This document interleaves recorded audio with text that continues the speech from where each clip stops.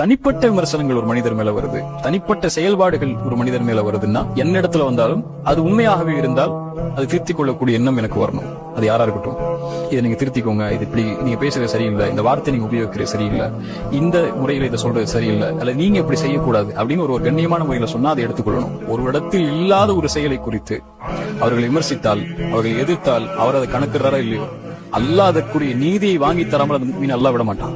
அல்லாஹ் அதோட நீதியை வாங்கி கொடுத்துருவான்.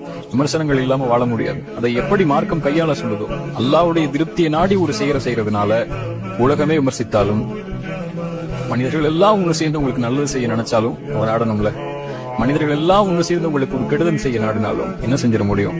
அவன் நாடணும்ல. அல்லாஹ்வுடைய திருப்தியை கொண்டு போகக்கூடிய நேரத்துல உலகம் எல்லாம் எதிர்த்தாலும் தூக்கி போட்டுருங்க. துத்தில் முல்க மன் தஷா வ தன்சிஉல் முல்க மிம்மன் தஷா வ துஇஸ்ஸு மன் தஷா வ துதில்லு மன் தஷா. நாடியவர்களுக்கு கண்ணியத்தை கொடுப்பான், நாடியவர்களை இழிவுபடுத்துவான். இன்னல் இஸ்ஸத்து லில்லாஹி ஜமீஆ. அல்லாஹ் கொடுக்கக்கூடிய கண்ணியம் அது. அல்லாஹ் அதுல உங்களை உயர்த்திக்கிட்டே இருப்பான். ஃபலா யஹ்ஸுனுக கௌலுஹும். அவங்களுடைய வார்த்தை உங்களை ஒருபோதும் கவலைக்கு உள்ளாக்க வேண்டாம்.